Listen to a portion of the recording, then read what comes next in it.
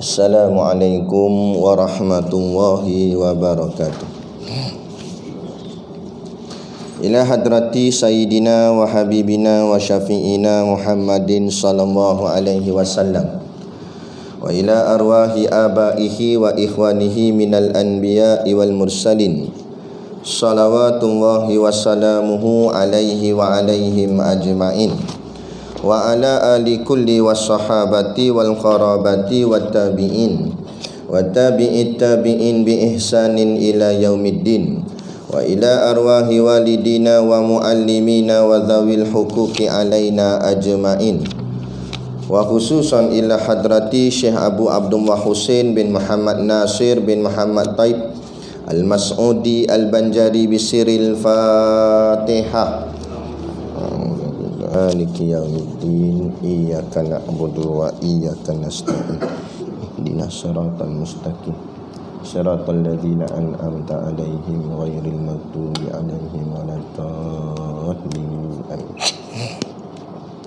Bismillahirrahmanirrahim. Alhamdulillahilladzi anzala ala 'abdihil kitaba wa lam yaj'al lahu 'iwaja. Ashhadu an la ilaha illallah wahdahu la syarikalah, lahul mulku wa lahul hamdu yuhyi wa yumit wa huwa ala kulli syai'in qadir. Wa ashhadu anna sayyidana Muhammadan abduhu wa rasuluh.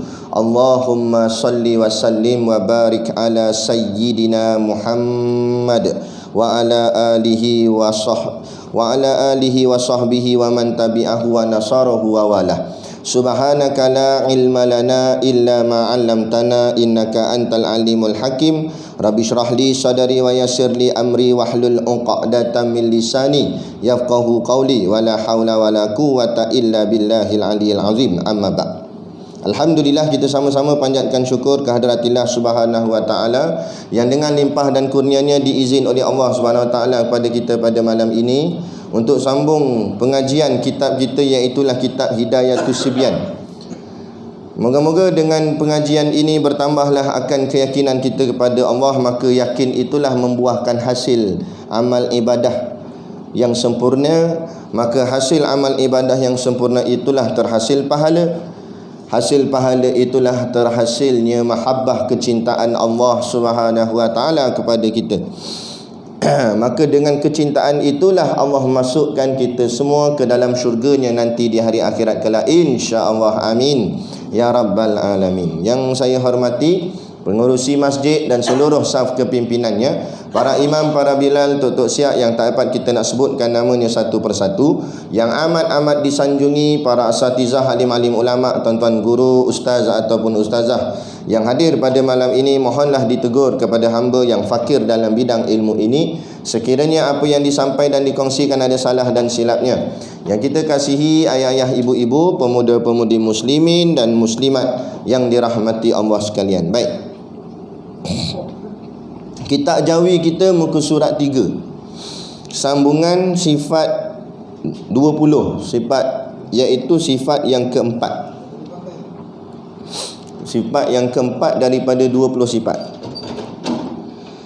Qala al-muallifu rahimahullahu ta'ala wa nafa'ana wa iyyakum bi ulumihi fid daraini amin ya rabbal alamin. Kata pengarang kitab, keempatnya mukhalafatuhu lil hawadith, artinya bersalahan Allah Ta'ala bagi segala yang baharu ini, pada zatnya dan pada segala sifatnya dan pada segala perbuatannya.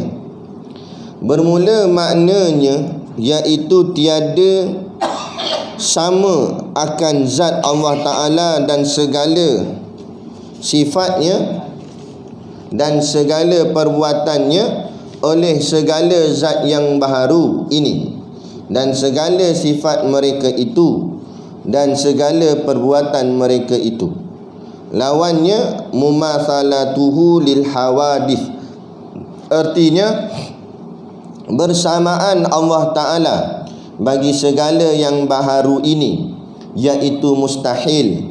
Dalilnya firman Allah Ta'ala, laisa kamitslihi syai', artinya tiada suatu seumpama Allah Ta'ala. Itu dia. Baik. Sifat yang keempat, macam biasalah kita jalan tafsir, jalan mengaji secara terperinci, kita kena bawa 5 perkara, 5 poin. Poin yang pertama, nama sifat. Nama sifat yang kita nak belajar malam ni, nama dia mukhalafatuhu lil hawadith. Ikutlah, nak eja Rumi boleh, eja Jawi lagi baguslah, eja Arab kan. Tapi kalau tak erti tak apalah, tulis, yang penting faham. Sebut biar betul lah, mukhalafatuhu lil hawadith. Mukhalafatuhu lil hawadith. Panjanglah sikit kataan dia tu. Kemudian poin kedua. Poin kedua, ertinya. Erti ni maknanya terjemah bahasa. Mukhalafatuhu lil hawadith ni bahasa Arab. Kita bukan orang Arab, kita orang Melayu. Maka kena terjemah dalam bahasa kita, baru kita boleh faham. Jadi mukhalafatuhu lil hawadith artinya, kata Syekh dalam kitab lama ni, kitab Idatus Subyan kita ni, bersalahan Allah Ta'ala bagi segala yang baharu ini pada zatnya dan pada segala sifatnya dan pada segala perbuatannya. Bahagian erti panjang makna dia. Tapi itulah maksud dia. Ataupun mudah ringkasnya, mukhalafah tu maknanya bersalahan. Bersalahan ni maksudnya bercanggah. Tak sama, canggah. Sebalik. Mukhalafah, bercanggah. Hu tu domir, makna katanya, nya sini nya Allah. Bercanggahnya Allah Ta'ala. Li tu maknanya bagi. Hawadith jamak bagi hadis. Hadis mufrad. Hadis tu maknanya satu, tunggal. Hadis tu maknanya baharu. Baharu ni sifat bagi makhluk. Kita belajar, ingat balik. Kuliah sebulan sekali. Payah lah, kadang-kadang tak ingat dah. Yang bulan lepas punya pun rasa tahu ingat lagi ke tak kan. Tak apalah. Tu kena ulang kaji, mengaji, kena tak boleh jemur mengaji kan. Jadi makhluk ni sifat dia nama baharu. Kita ni semua tak kira lah apa pun, pertama sekali kita nak kena faham apa tu makhluk. Kadang kita nampak makhluk tu manusia je. Makna makhluk kullu ma siwallah. Tu makna dalam bahasa Arab lah. Kullu tu maknanya setiap, siwa selain Allah ni. Kullu ma siwallah, setiap apa selain daripada Allah. Selain Allah semua masuk dalam makhluk. Tak kira bohlah nama apa pun. Bukan Allah, makhluk tu. Malaikat Jibril ke, malaikat maut ke, iblis, setan ke, jin ke, syurga ke, neraka ke, bidadari ke, itu yang bahagian langit bahagian gaib kita tak nampak. Bahagian dunia pula semua, pokok ke, bukit bukau ke, batu ke, tanah ke, apa nama sekalipun, sama ada dia hidup ke tak hidup, dia bernafas ke tak bernafas, namanya makhluk. Yang bukan makhluk satu je, Allah. Tu kita kena faham yang tu dulu. Allah dipanggil Khaliqun. Khaliqun artinya pencipta. Yang kena cipta makhlukun, yang kena cipta. Sebab tu kita panggil makhluk. Kita ni makhluk. Mana makhluk tu, makna makhluk ialah yang kena cipta. Itu makna makhluk. Baik. Jadi Allah, selain daripada Allah adalah makhluk. Dan makhluk itu sifatnya baharu. Dalam bahasa lama panggil baharu. Makna baharu pula takut kita tak faham apa tu baharu. Makna baharu ialah berubah-ubah. Tu. Sifat makhluk ni baharu. Makna baharu berubah-ubah. Maknanya makhluk itu sentiasa berubah-ubah. Pegang situ kemak-kemak. Tak kiralah apa pun. Tadilah kita sebut tadi, kullu ma siwallah, setiap sesuatu yang bukan Allah semuanya makhluk. Makhluk itu sifatnya baharu. Baharu itu berubah-ubah. Berubah-ubah memang. Semua berubah-ubah. Tak kira jin ke berubah agak, malaikat ke berubah agak, iblis, setan berubah agak, pokok semua berubah.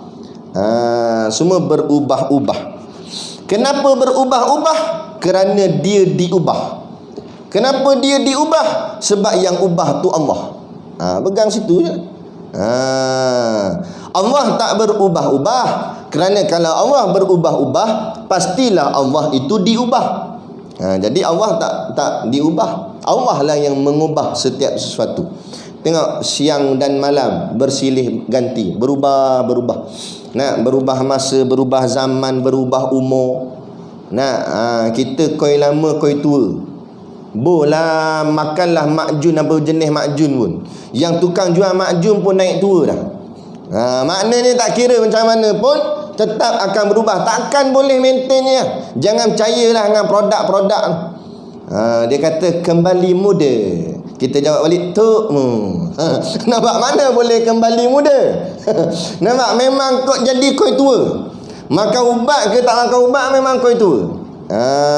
Cumanya kita nak jaga, tak nak bagi teruk sangat ke buruk ke sangat ke, dah boleh tahan kira lah. Tapi kata ke jadi muda tak ada. Ada lagi dahsyat dia punya iklan kembali dara. Dah kembali dara. Cucu kat 8 orang nak jadi macam mana kembali dara? Nampak? Jadi tak payahlah. Habis duit dah lah mahal-mahal. Kena tipu aja. Kita ni mudah sangat kena tipu. Padahal kita ni bangsa Melayu yang berakidah, ada Islam, kan? Patut orang berakidah ni tak kena tipu lah. Orang kafir lah yang tak ada akidah kena tipu. Kena tipu juga. Sebab apa? Sebab jahil, tak ada ilmu. Mengaji tak mau. Dia orang bodoh senang kena tipu lah. Jahil. Kita jahil bab kereta, kan? Kita tak pandai bab kereta, enjin ni, radiator ke apa ni tak erti. Orang kata radiator, dia dengar radio dia. Dia tak erti. Pergi bengkel pada rosak sikit je. Rosak tu sikit je rosak dia. Tapi sampai ke bengkel, pemen kata ni kena tukar enjin seketul kena tukar enjin seketul. Dah kita tak erti, percaya. Elok lah tukar habis duit macam tu. Sebab apa? Sebab jahil. Tapi tak apalah, tu nak cerita jahil dunia. Jahil dunia pun teruk kena tipu habis duit, apatah lagi kalau jahil akhirat. Jahil agama kena tipu dengan setan, kena tipu dengan nafsu, kan? Jahil dunia kena tipu bab enjin kereta tadi. Habis duit lah kita pergi beli baru, enjin baru. Tapi tak apa, esok lusa duit kita datang balik. Boleh kumpul balik duit. Hidup lagi elok, boleh makan mi goreng lagi. Tapi kalau kita kena tipu dengan iblis setan ni, kena tipu dengan hawa nafsu, balik jumpa Allah pandang mahsyar, boleh balik tak untuk betulkan kat dunia? Tak boleh dah, dunia habis dah. Mana? Duduk dalam neraka. Duduk dalam neraka, nak taubat tak ada dah, pintu taubat tutup dah. Jadi jahil bab agama lagi bahaya daripada jahil bab dunia. Tu. Biar jelas kita nampak benda ni. Jadi makhluk ni berubah-ubah. Allah tak begitu. Jadi berubah-ubah itulah dipanggil hadis dalam bahasa Arab dia. Ataupun baharu. Kan? Bahasa Arab dia panggil hadis. Tapi hadis tu mewakili kepada kuantiti yang satu saja. Maknanya kalau satu makhluk tu je, makhluk tu seorang je, kita panggil dia hadis lah. Tapi kalau makhluk tu ramai, banyak macam kita dalam masjid ni, banyak makhluk, manusia pun makhluk, kipas silih lampu semua makhluk. Jadi banyak-banyak makhluk ni jadi jamak, perkataan jamak. Jamak dia jadi hawadis. Kalau hadis seketulnya satu. Hawadis maknanya banyak. Makhluk-makhluk. Kalau hadis makhluk satu je. Kalau hawadis makhluk. Banyak. Tu maksud hawadis. Jadi bila disebut mukhalafatuhu lil hawadis, bercanggahnya Allah Ta'ala bagi makhluk-makhluk. Maksud bercanggah sini, tak samalah Allah Ta'ala itu dengan makhluk-makhluknya, setiap makhluk tu. Kemudian ulama' tambah lagi pengertian biar jelas. Apa yang tak sama? Maka 3, ingat aspek ni, 3 perkara ni. Yang tak sama tu 3 je, bukan banyak, bukan sampai 30. Tak boleh nak ingat. Yang tak sama tu yang pertama, zatnya tak sama. Apa makna zat? Itu kita dah hurai dah hari tu zat. Zat ni maknanya diri. Diri setiap sesuatu. Macam ni diri saya. Diri saya ni diri saya lah, zat saya. Kalau ni diri botol air, zat botol air. Kalau ni diri cawan, zat cawan. Maknanya diri satu benda tu. Itu panggil zat. Jadi Allah ni ada diri tak? Diri dia macam mana wallahu alam? Macam mana wallahu alam? Kata Nabi dalam satu hadis, tafakkaru fil khalqi, berfikirlah kamu tentang ciptaan Allah, wala tafakkaru fil khaliqi, dan jangan kamu memikirkan tentang diri Allah. Fala taqdiru qudrah, kerana kamu tidak akan mampu membayang atau memikirkan zat Allah yang sangat hebat. Jadi bahagian diri Allah kita tak payah fikirlah ataupun cuba-cuba untuk membayang-bayangkan. Sebab tu dia begini, fitrah manusia ni bila Allah cipta dia, Allah letak dia di bumi ni, semua manusia lah, tak kira bila sebut manusia Islam ke bukan Islam ke, tak kira. Fitrah manusia ni itu dipanggil, makna fitrah ni sifat semula jadi dia, sifat yang memang ada pada diri setiap manusia, tak kira apa agama pun. Sifat manusia ni, fitrah dia percaya kepada Tuhan. Dia percaya bahawa memang ada yang cipta dia. Itu fitrah. Macam mana maksud fitrah ni? Maknanya memang tak payah belajar pun, benda tu memang ada kat diri kita dah. Daripada original lagi memang ada dah. Contoh fitrah lagi, makan. Nampak? Kita lahir keluar daripada perut mak, tak payah pergi khusus cara-cara nak makan. Automatik budak kecil macam mana pun dia akan guna tangan dia buat masuk makanan masuk dalam mulut. Ada tak dia pergi salah masuk ke telinga? Tak. Tu makna fitrah. Automatik memang masuk ke mulut. Pergi sekolah ke tak pergi sekolah ke, duduk dalam hutan kadazan ke asli macam mana pun, nak pakai cawak saja, bila ambil makanan masuk dalam mulut, tu panggil fitrah. Siapa ajar tu? Allah. Masa belum lahir lagi dalam alam roh, Allah ajar dah. Itu makna fitrah. Jadi fitrah yang lain lagi selain daripada makan, fitrahnya adalah percaya ada Tuhan yang mencipta. Semua percaya. Tak payah kata kita Islam, yang kafir pun percaya tak? Jadi bila dia percaya, dia akan mengagak-ngagak macam mana Tuhan dia. Mengagak-ngagak inilah maka terhasil pelbagai agama-agama yang batil, yang sesat. Akhirnya golongan-golongan Hindu nak mencipta Tuhannya berkepala gajah. Sebab dia nyangka, sebab dia tengok ni binatang paling besar ni, buat kepala gajah. Ada. Lepas tu ada yang buat lembu jadi Tuhan. Lembu pun terkejut, aku pun ni suruh jadi Tuhan. Dengan spender pun tak pakai. Ada kata. Lepas tu dia buat banyak tangan, patung dia tu. Dia buat bentuk gajah. Lepas tu dia buat tangan kat 8 tangan, 4 kanan 4 kiri. Kita tanya, kenapa tangan banyak? Tuan banyak kerja, dia kata. Tuan nak buat ini, nak buat itu, jadi kerja banyak, tangan kena banyak lah. Macam tu pula. Tu semua datang daripada mana? Akal fikiran semata-mata. Sebab apa? Sebab kehendak hati dia, kehendak fitrah yang ada dalam diri manusia tu nak bertuhan, tapi tersalah arah. Dia mereka-reka menganggap kepala dia sendiri. Tapi yang itulah bertuhan. Yang kita sudah Islam ni pun kadang-kadang jadi begitu. Kan? Allah dah tetapkan dah hukum hakamnya. Dah dia ikut pakai akal dia meletakkan hukum hakam, ikut kepala dia sendiri. Tak ikut seperti mana yang Allah sebut dalam Quran ataupun yang Nabi sebut dalam hadis. Akhirnya ikut kepala sendirilah, hukuman jenayah buat kepala sendiri, kursi elektrik, ya tak? Hukuman sebatan sampai cabut punggung-punggung. Sedangkan dalam Islam tak ajar gitu.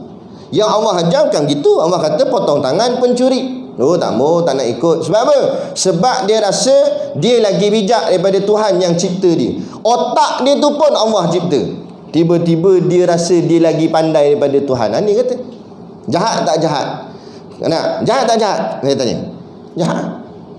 Bila jahat, layak tak masuk neraka? Layak. Lepas tu tanya, buat apa, kenapa kena masuk neraka? Dia buat mujahat. Mujahat dengan Tuhan. Ikut Allah dah lah. Hidup atas muka bumi bukan payah mana, tuan-tuan. Tinggal lagi ikut saja yang Allah kata, ikut je lah. Allah kata A, Allah kata B, apa Nabi kata ikut. Melainkan tak ada dalam Quran, dalam hadis. Dalam Quran tak sebut lampu traffic light. Dalam hadis pun tak ada sebut. Tak ada lah innal hijau jalani, tak ada. Tak ada ayat Quran, tak ada. Hadis pun tak ada. Bila tak ada, kau suka mu nak buat color apa pun tak apa. Color pink pun tak ada masalah.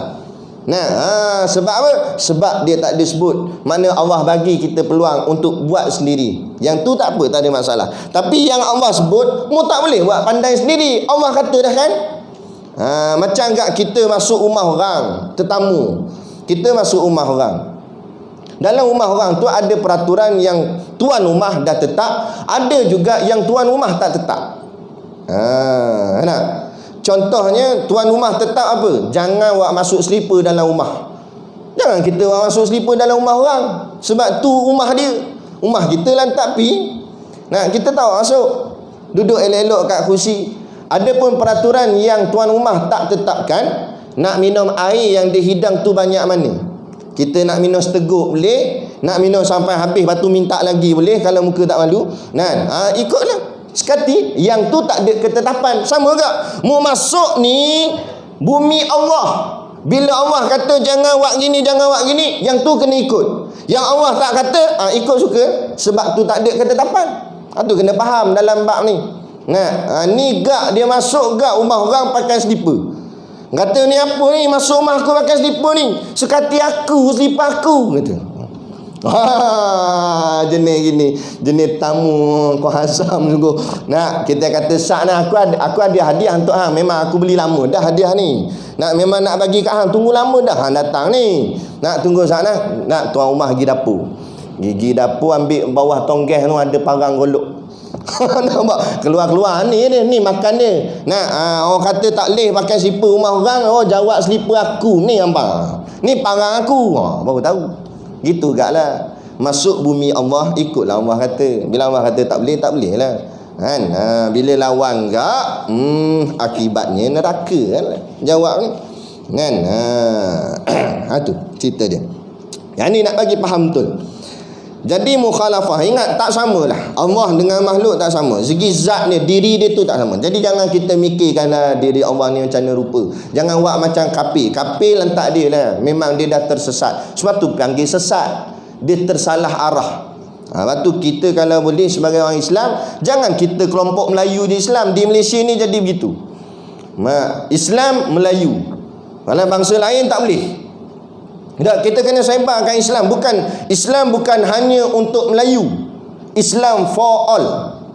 Islam untuk semua. Tak kira apa bangsa sekalipun. Sebab Islamlah agama Tuhan yang sebenar. Kita nak ajak semua bangsa. Sebab semua bangsa dicipta oleh Allah. Semua ni makhluk Allah. Bila semua ni makhluk Allah, kita nak tanya, nak tengok, nak faham ke tak faham? Acong punya Tuhan siapa nama?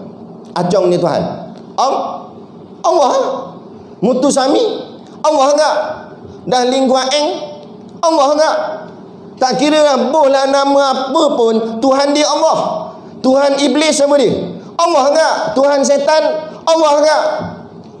Maknanya semuanya Allah lah Tuhan. Mana boleh kita kata yang ni Tuhan dia Jesus, ini Tuhan dia dewa. Kita cakap gitu terbatal akidah. Sebab akidah yang kita lafaz la ilaha illallah. Maknanya tak ada Tuhan. Dewa tak ada. Jesus tak ada. Apa pun tak ada. Yang Tuhan illallah. Hanya Allah saja Tuhan. Bila hanya Allah saja Tuhan, tak kira apa nama makhluk pun atas muka bumi ni, Tuhannya tetap Allah. Habis kenapa mereka tak sembah? Itu salah mereka. Kita tanyalah kenapa hang tak sembah Tuhan lah? Tuhan kita sebenar Allah. Kan? Sebab apa? Sebab tersalah arah. Tu panggil namanya sesat. Jadi dalam bab zat diri Allah, jangan kita mikir-mikirkan. Tu serah kepada Allah. Kita takkan boleh jangkau memikir zat Allah, diri Allah. Kan? Nanti kita tengok macam mana, kenapa tak boleh nak mikir. Okey, baik. Keduanya yang tak bersamaan ataupun bercanggah Tuhan dengan makhluk, tidak sama Tuhan dengan makhluk dari segi aspek yang kedua, iaitu sifat. Sifatnya tak sama. Sifat Allah dengan sifat makhluk takkan sama sampai bila-bila. Kalau cakap saja nampak macam perkataan tu macam sama, hakikat tak sama. Contoh-contoh sifat ni, kalau ulama buat contoh dalam sifat ma'ani, dalam kita mengaji sifat 20 ni, antaranya sifat melihat. Kita melihat, Allah juga melihat. Dari sudut perkataan melihat tu nampak sama, hakikat tak sama. Melihat Allah tak sama dengan melihat makhluk. Melihat makhluk berhajat kepada cahaya. Kita kalau tutup habis lampu blackout ni, mana nak nampak? Tak payah kata nak tengok muka kawan sebelah, tangan kita sendiri kita tak nampak dah. Sebab apa? Perlukan cahaya baru boleh melihat. Ada cahaya, mata pula tak ada, tak boleh melihat tak? Sebab mata tak ada. Tempat melihat tu tak ada. Jadi kena hajat pada mata, kena hajat pada cahaya. Lemahnya kita. Ada cahaya boleh melihat, tak ada cahaya tak boleh melihat. Kena ada mata baru boleh melihat, tak ada mata tak boleh melihat. Kadang ada mata dah, ada cahaya dah, rabun pula, tak berapa nampak juga. Nampak?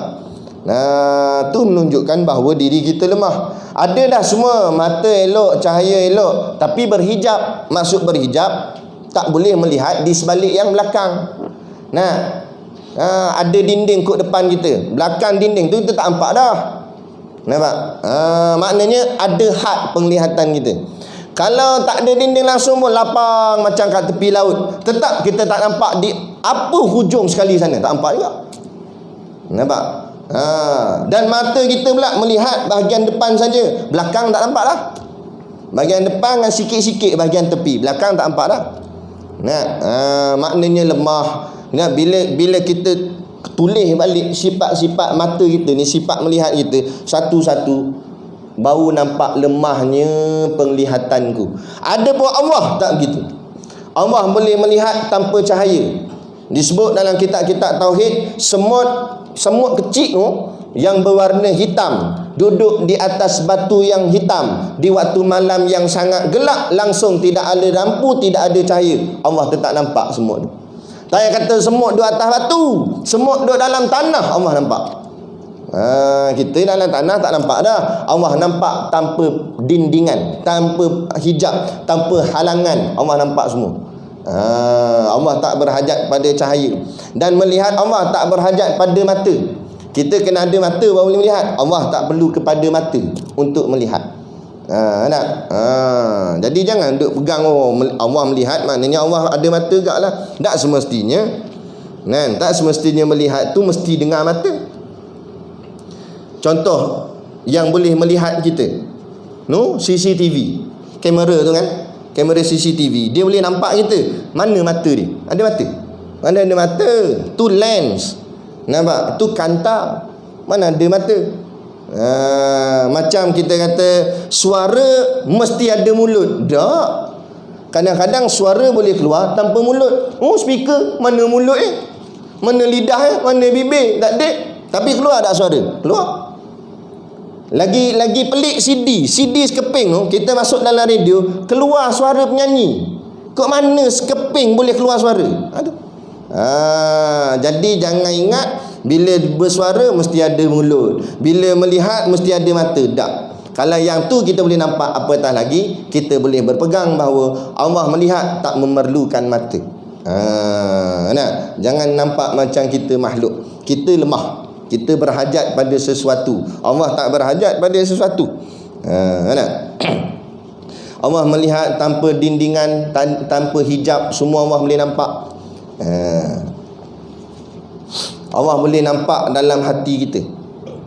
Malaikat, sehebat-hebat malaikat, dia tak boleh nampak hati kita.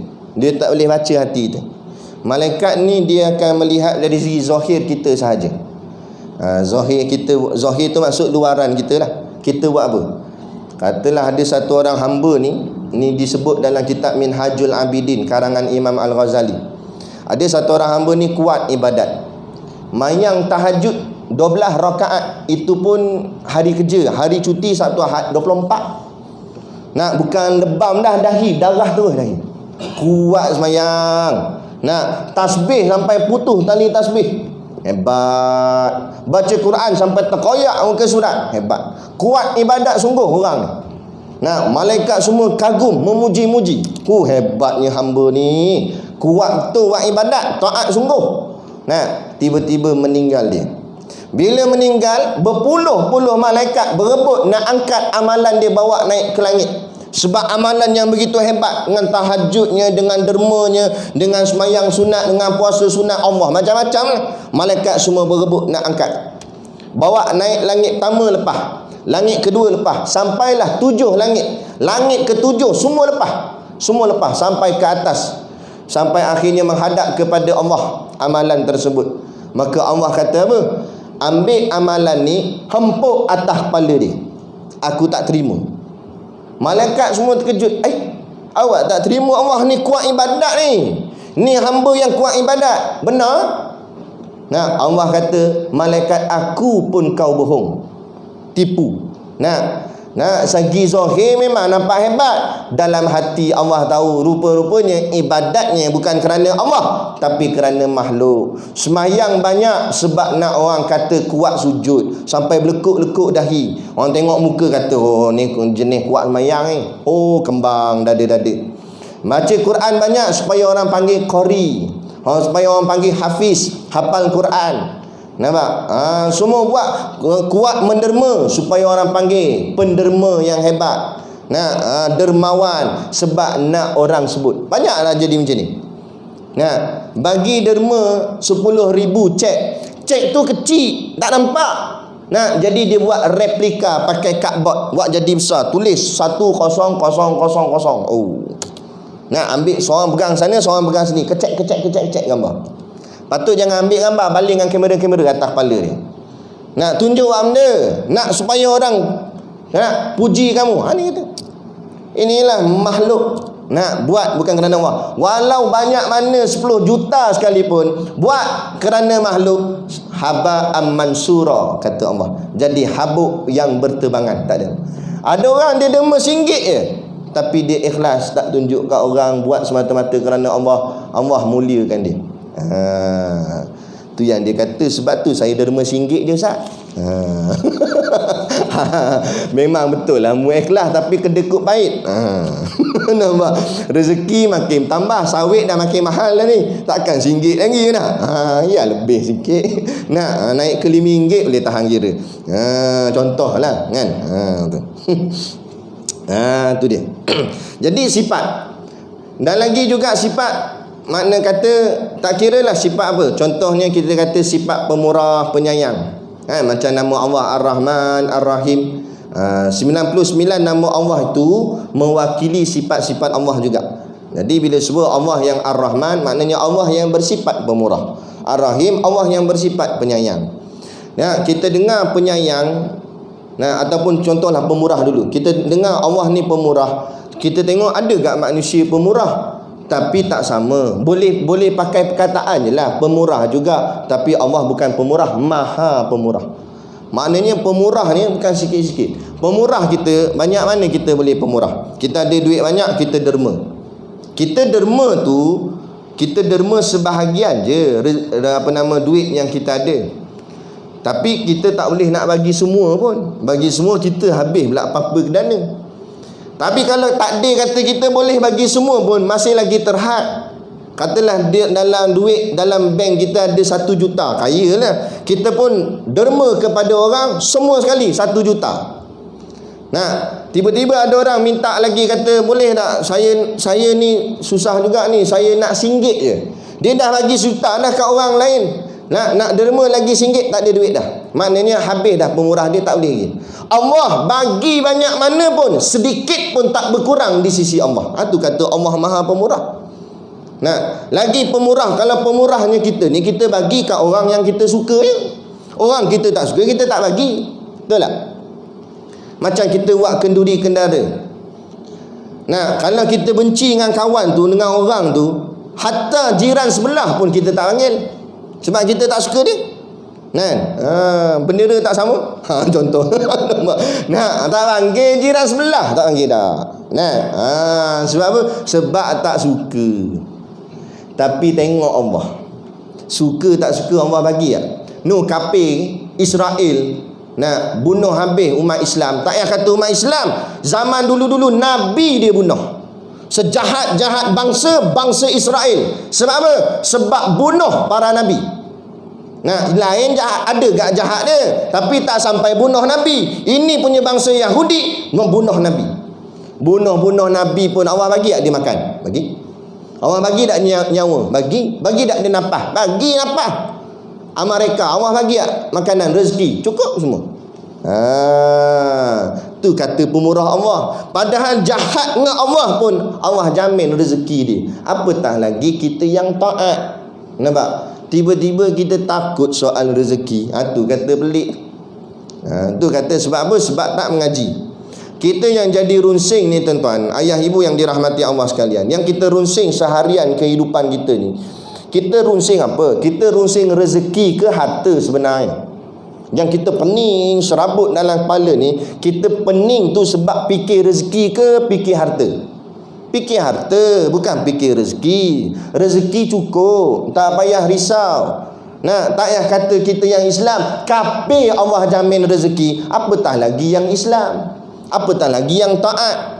Dalam kita Islam, bukan Islam derhaka pula tu, bukan kita minum arak, bukan kita main judi, kita datang semayang pula. Dah takut lagi rezeki. La ilaha illallah. Nu kafir, dalam kafir tak sembah Allah, minum pula arak, makan pula babi, tetap kenyang menyandar di tiang, cukup makan. Dah kita yang beriman pada Allah takut tak cukup makan. La ilaha illallah. Ada kata kan? Kalau tak ada SPM nak makan apa tanya? Tak ada SPM nak makan apa? Cakap dia makan penumbuk. Nak makan apa? Makan nasi lah. No, orang asli dalam hutan tu ada SPM. Cakap orang putih pun tak erti. Dah makan apa? Macam-macam makan. Pantang lintah dia sapu. Betul tak? Lalu rusa dia sapu rusa. Lalu babi pun dia ambil dengan babi-babi sekali. Nampak? Makna kata ada saja rezeki kat dia. Padahal duduk dalam hutan. Telefon pun tak ada, prepaid apa tak ada, Astro pun tak ada. Kita duduk celah bandar ni. Tak adalah kata bandar sangat, tapi adalah bahagian kita. Ada kat lampu elektrik semua ada, kipas semua elok dalam rumah, makan semua periuk cukup. Nah, apa yang kita takut sangat?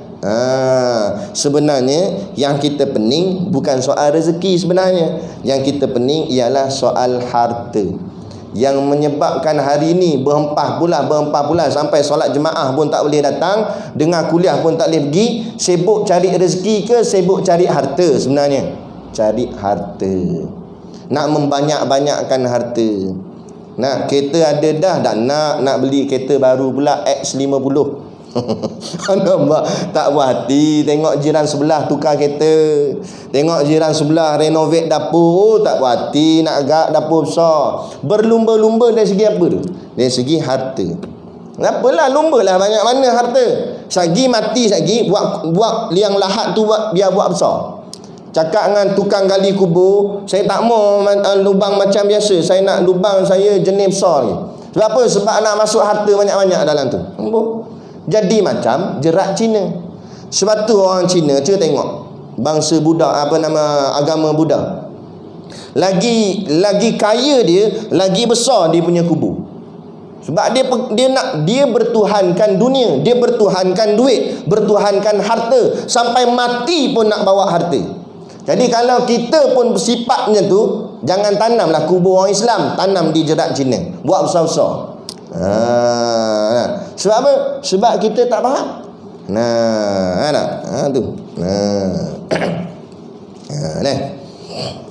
Jadi biar jelas dengan faham.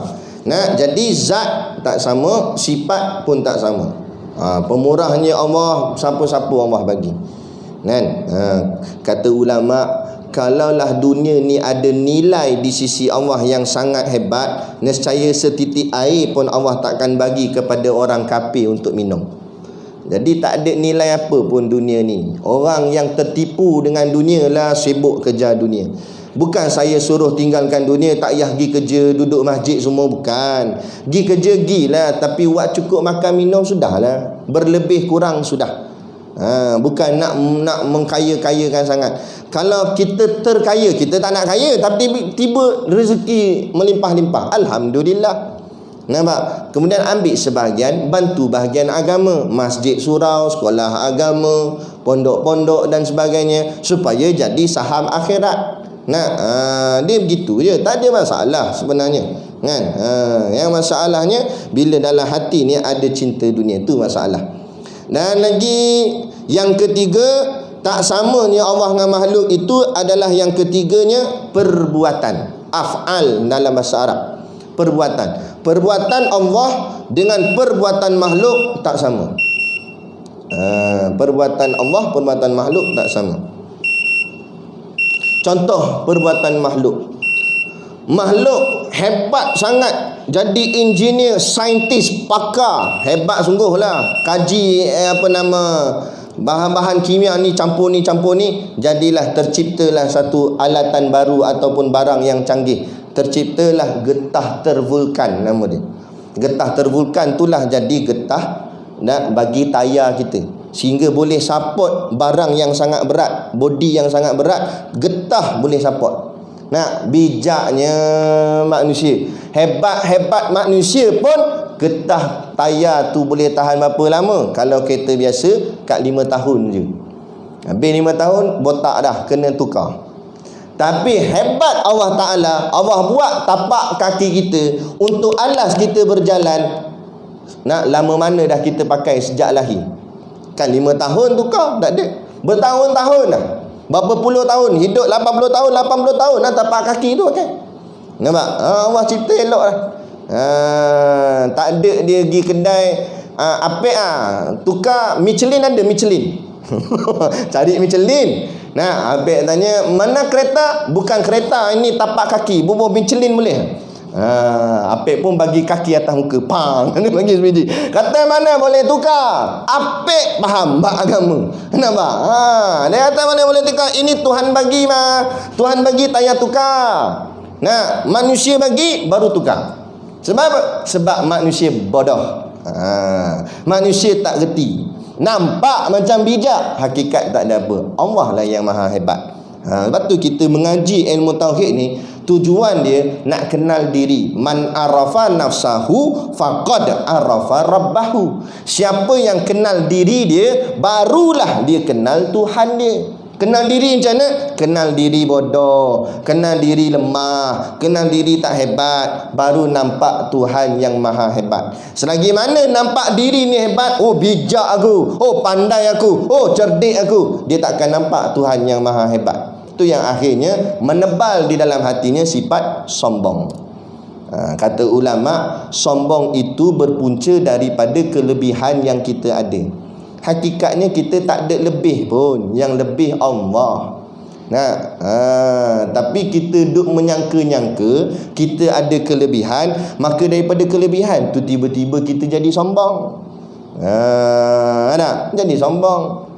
Lebih harta jadi sombong, lebih pangkat jadi sombong. Suara sedap sikit pada orang lain, oh rasa aku lebih lagi, jadi sombong. Nampak?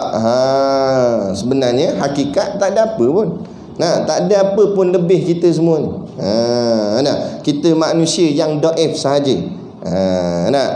Jangan tertipu dengan diri sendiri. Itu dia. Jadi macam mana nak buang sifat sombong? Buangkan rasa lebih yang ada pada kita. Buang rasa lebih tu. Kita duk rasa macam kita ada kelebihan, buang. Perasaan rasa kelebihan tu buang. Masuk masjid, letak diri paling jahil. Aku melangkah kaki masuk dalam masjid ni, nak dengar kuliah ni, akulah orang paling bodoh sekali dalam majlis ni. Pegang situ. Barulah tak jadi sombong. Ni masuk-masuk tengok, aku rasa aku paling faham sekali apa ustaz ngajar. Lain nampak bela. Tu kata habis je ni. Nampak? Kena tipu. Kan? Sampai satu tahap dia kata, apa ustaz ajar pun aku tahu dah. Tengok. Lama-lama dia kata, aku pun boleh ngajar. Habis. Sebab apa? Nampak diri lebih dah. Saya pun tak begitu. Saya pun datang ni, walaupun kita mengajar, bukan mengajar maksudnya kita kita rasa kita lebih cerdik daripada orang, tak. Tapi kita nak kongsi ilmu supaya sama-sama kita faham. Jadi cara nak tunduknya, saya boleh baca je, bahagian amal belum tentu ada kekuatan. Boleh jadi tuan-tuan duk dengar je, tapi balik boleh amal. Nampak? Kadang-kadang jadi macam tu. Kadang-kadang saya yang bercakap ni amal sikit, yang dengar tu amal banyak. Kan? Macam ada satu kisah cerita tentang anak murid pergi Mekah. Tok guru tak lepas, anak murid lepas. Kan? Punya yakin. Tok guru dia ngajar, tok guru dia kata kita ni kena ada yakin dalam diri. Dia kalau yakin apa pun jadi. Oh, tok guru ngajar kemah lah. Anak murid pegang sungguh-sungguh kata-kata tok guru. Kata anak murid ni hidup susah, miskin. Paling mahal barang dia ada basikal lama. Tu pun rantai kerap tercabut. 4 kali kayuh cabut rantai. Nampak? Pasang balik. Susah. Dan kali dia kata, Tok Guru, saya teringin sangat nak pergi ke Mekah, nak buat umrah, nak ziarah makam Rasulullah. Tapi saya tak ada duit. Saya orang susah. Barang paling mahal saya ada basikal tu lah. Kalau jual pun tak boleh pergi beli tiket kapal terbang. Kan? Kata Tok Guru, tak apa. Nak, kamu yakin? Tok Guru duduk main makam yakin. Kata yakin. Kamu panjat pokok kelapa sawit, kamu gayut ke daun sawit tu, kamu sebut Mekah 3 kali. Mekah, Mekah, Mekah. Kamu cantah daun dia. Jatuh, kamu pegang yakin-yakin. Jatuh, kamu jatuh di Mekah. Tok Guru dia cakap tu sebab nak perkena anak murid ni tu. Kan? Tapi anak murid ni dia ingat Tok Guru kata sungguh. Dia pegang sungguh-sungguh. Yakin dia. Dia pun malam tak ada orang, dia pergi panjat pokok kelapa sawit, dia gayut atas daun sawit tu. Gayut-gayut, dia pun akan sebut Mekah, Mekah, Mekah. Pum, dia cantah. Cantah-cantah jatuh. Lepas tu cerita ni berlarutan dah beberapa tahun. Budak ni hilang daripada pondok. Tak nampak mana pergi mana, tak tahu. Kan? Tok Guru pun tanya mana dia. Kawan-kawan dia kata tak tahu lah Tok Guru, rasa berhenti rasa. Tak tahu hilang gitu, kami pun tak tahu dia pergi mana. Tak apa. Lepas berapa tahun tiba-tiba ada orang datang pondok ni, pondok Tok Guru tu. Dengan janggut jambang, dengan sorban besar, cakap Arab. Tok Guru dia ingat Tok Syekh mana. Tok Guru dia pun Allah, Syekh. Tok Guru pun cakap Arab. Lupa-lupa ni dia kata, Tok Guru, saya anak murid Tok Guru. Anak murid kat mana pula ni, macam Arab macam ni ya. Anak murid ni celah mana pula ni? 10 tahun dulu saya mengaji dengan Tok Guru. Ya. Yang mana ni? Yang Tok Guru ajar nak pergi Mekah panjat kapal sawit tu lah. Nak hilang pergi mana? Tok tanya. Tak hilang lah, pergi Mekah lah Tok Guru. Lah kata tak ada duit, pergi macam mana? Nak buat macam Tok Guru cakap lah. Gayut atas daun tu jatuh, saya jatuh di Mekah Tok Guru. Tok Guru kata jadi. Tok Guru kata kalau anak murid buat jadilah Tok Guru. Takkan tak jadi, anak murid jadi. Malam tu Tok Guru pula buat. Nampak? Tengok tak ada orang, anak murid semua tidur dah. Tok Guru keluar daripada rumah pondok dia, pergi panjat atas pokok kelapa sawit.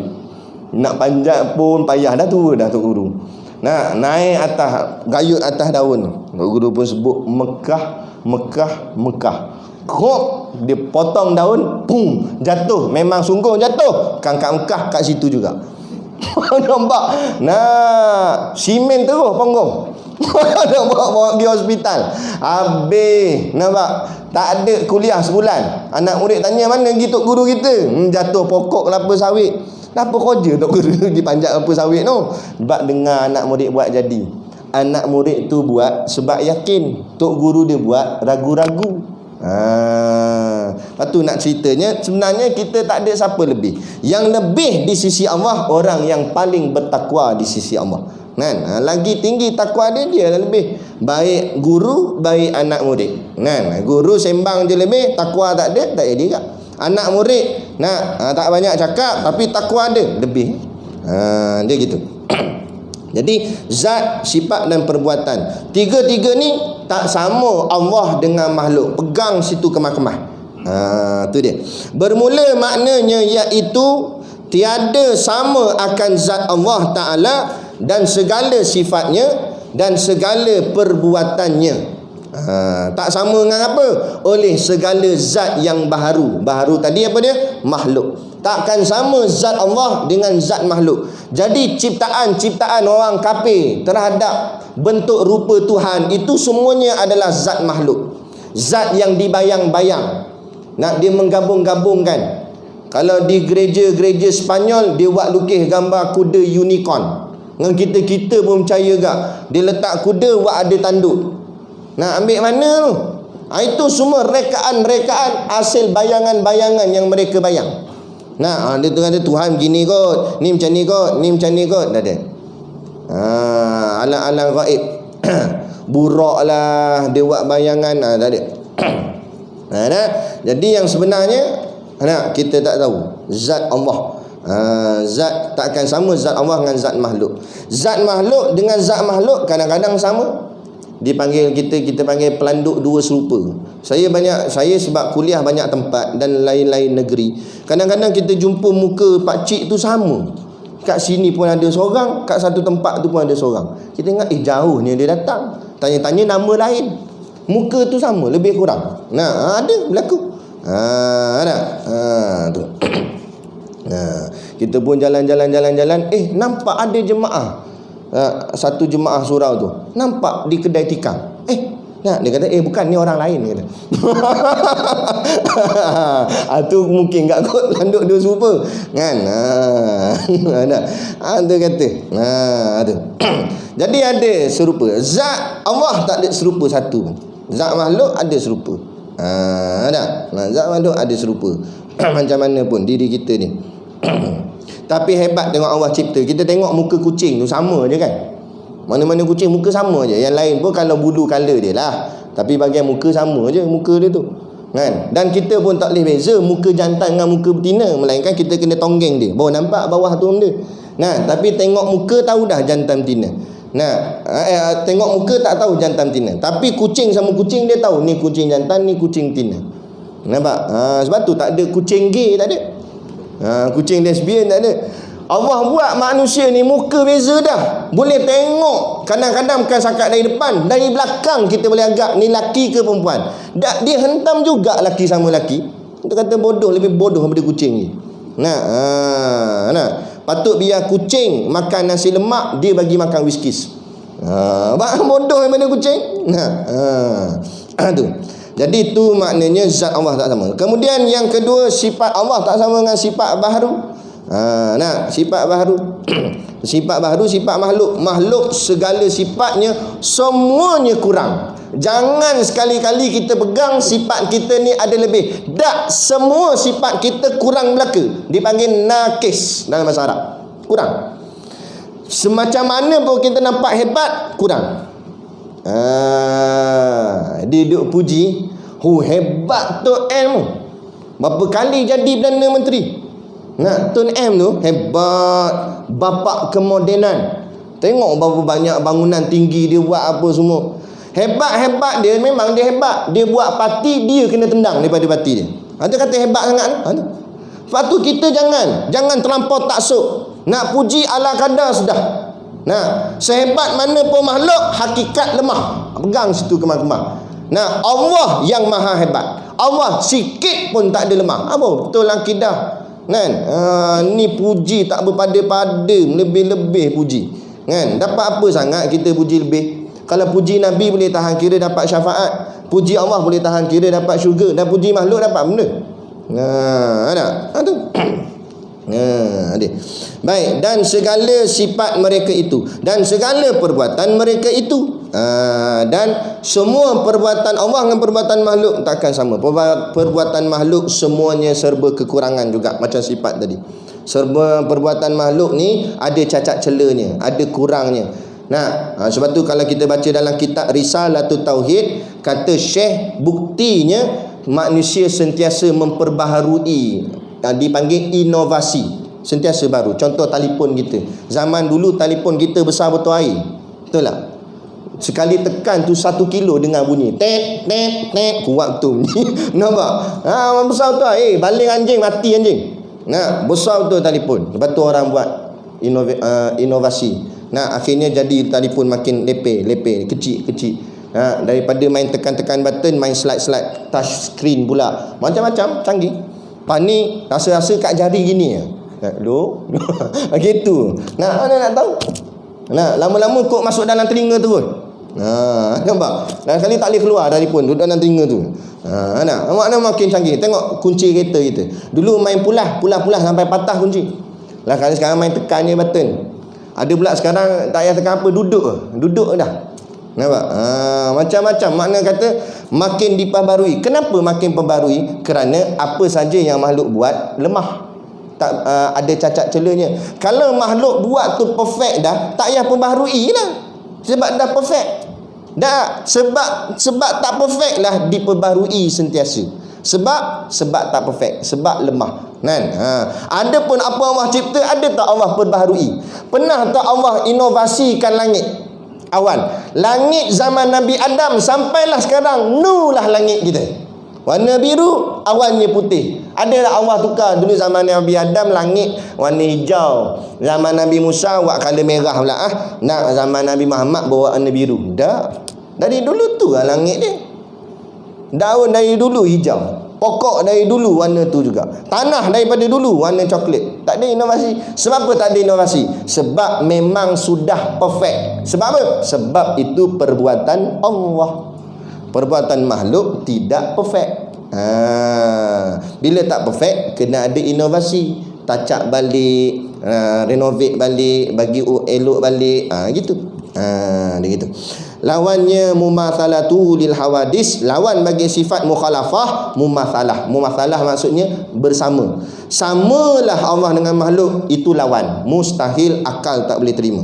Artinya bersamaan Allah Ta'ala bagi segala yang baharu ini, iaitu mustahil dalilnya. Mustahil baginya. Jadi mustahil kita nak kata Allah ni sama dengan makhluk, zatnya sama dengan makhluk, akal tak boleh terima. Mustahil. Takkan sama zat Allah dengan zat makhluk. Sifat Allah sama dengan sifat makhluk. Mustahil. Takkan sama. Perbuatan Allah sama dengan perbuatan makhluk. Kita tolak. Rot. Tolak tu panggil mustahil. Dia. Dalilnya firman Allah Ta'ala, laisa kamislihi syai'. Kalau nak ambil daripada dalil Quran, Allah kata laisa kamislihi syai'. Laisa, tidak akan sama sekali. Ka tu seperti, misli tu seumpama, hi-nya takkan seperti seumpamanya, syai'un setiap sesuatu. Setiap sesuatu ni, makhluk ni takkan sama dengan Allah, hatta dari segi zatnya, sifatnya dan perbuatannya. Takkan sama. Jadi bila takkan sama, bila ulama ataupun para sahabat Nabi yang memahami betul-betul kata-kata ni, dia tak nampak dah syurga tu, yang dia nampak Allah. Itu makam tertinggi. Kita ni bila beramal kerana nak masuk syurga, bukan salah, tak salah, boleh. Tetapi makamnya, imannya iman lemah, iman budak pasti, iman budak tadika. Sebab apa? Sebab kita masih lagi berjuang kerana makhluk. Kita masih lagi beribadat kerana makhluk. Mana makhluk? Syurga. Syurga makhluk tapi kata ulama tak jadi sesat, cuma tak cantik iman dia. Iman yang paling cantik bukan lagi kerana syurga. Kenapa kamu taat? Bukan kerana syurga. Kenapa kamu tak buat maksiat? Bukan kerana neraka. Kerana Allah semata-mata. Itu baru hebat. Sebab apa? Dia sebab tu ada sahabat. Sebab tu yang kita tengok Nabi jamin 10 sahabat masuk syurga. Tetap sahabat sujud pada Allah, masih lagi berjuang di medan jihad, peperangan, lagi kuat ibadat dia. Patutnya bila dengar Nabi yang jamin, bukan YB belum tentu, tapi ni Nabi jamin. Nabi kata kamu 10 orang nama ni aku jamin masuk syurga. Nabi jamin. Kalau Nabi jamin, cuba kalau Nabi jamin kita. Nabi jamin kata yang datang kuliah malam ni mau masuk syurga. Tengok bulan depan datang nak kuliah. Tak datang dah lah. Ustaz tanya mana datang? Dah jamin akan masuk syurga. Apa datang ni? Tu. Tapi dia pun makin kuat lagi badat, makin lagi turun jihad. Sebab apa? Sebab bukan syurga matlamat mereka, tapi Allah. Syurga tu baru dipanggil hadiah aja, ataupun bonus. Bonus. Macam kita lah bekerja dengan syarikat, dengan majikan. gaji ataupun dapat bonus tu hadiah aja. Tapi yang kita nak sangat terus bekerja dengan bos kita, maka kita akan jaga hubungan baik kita dengan bos. Apa guna mu dapat gaji banyak tapi itulah gaji terakhirmu. Bos kata ambil ni gaji, kita tengok, banyak bos. Memanglah banyak, bulan depan tak apa, esok tak payah datang dah. Bos kata inilah lah gitu lah. Jadi mereka ni faham nak kepada Allah. Kenapa mereka nak Allah? Sebab mereka kata bila baca dalam hadis-hadis Nabi tentang perihal syurga, mereka kata Allah lawannya syurga, hebatnya syurga, indahnya syurga, macam-macam, duduk dalam tu minta apa pun dapat. Kalau syurga tu sudah hebat, bayangkan yang cipta syurga macam mana hebat. Maka aku nak sangat melihat yang mencipta syurga tu. Siapa dia? Allah. Lepas tu kata ulama-ulama sufi, tidak ada nikmat yang lebih besar melainkan dapat melihat Tuhan. Kita nak masuk syurga teringin nak tengok bidadari. Nampak? Tu bahagian kita iman lemah. Saya mengajar di pondok, cerita bab ketuhanan, bab gini, slow je. Budak-budak pondok ada mata kuyu gini, paksa nak buka gitu. Tapi bila cerita bidadari, la ailio gitu. Nampak? Nak ceritanya Allah dengar bab bidadari sedap. Tapi ingat, bukan tu matlamat kita. Itu bonus saja, hadiah saja. Matlamat kita nak melihat Allah, Tuhan kita yang sebenar, yang sangat hebat. Macam mana agaknya. Begitu. Jadi itu. Jadi faham. Itu dari segi dalil Quran. Dalil akalnya kita pegang. Kalau Tuhan tu sama dengan makhluk ni sifat dia lemah. Jadi kalau Tuhan sama dengan makhluk, mana Tuhan pun lemah. Maka akal tak boleh terima. Mustahil Tuhan bersifat lemah. Bila Tuhan mustahil bersifat lemah, maka Tuhan juga mustahil sama dengan makhluk. Maka Tuhan takkan sama dengan makhluk dari segi zat, sifat dan perbuatan. Barulah kita yakin dan faham sifat mukhalafatuhu lil hawadis, insya-Allah. Jadi cukup sekadar tu dulu. Kemudian kita akan sambung nanti sifat yang kelima, qiyamuhu binafsihi.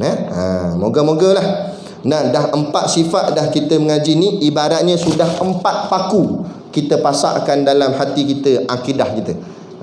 Moga-moga pegang kemah-kemah benda ni supaya tak terlucut akidah kita. Lagi-lagi kita berada di akhir zaman ni, zaman yang penuh fitnah. Jadi cukup sekadar tu dulu pada malam ni. Jadi macam biasa di luar sana ada produk perniagaan untuk menampung sekolah pondok dan juga tahfiz kami. Jadi pakak-pakaklah membeli sambil menderma. Kalau boleh tengok lah, pakak-pakak beli sambil menderma, insya-Allah. Jadi sekadar tu, wabillahi taufiq wal hidayah. Wassalamualaikum warahmatullahi wabarakatuh.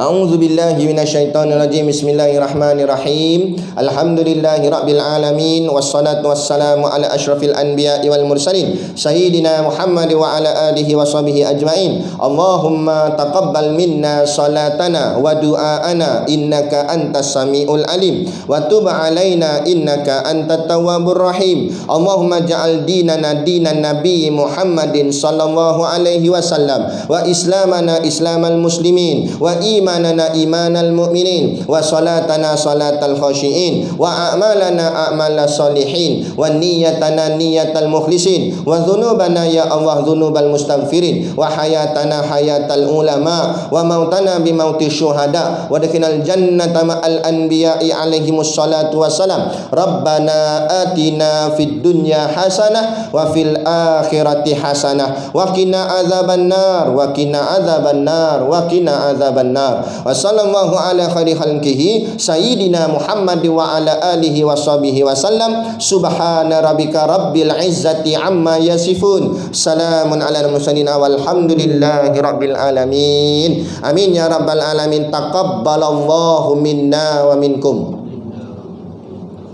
Takbir.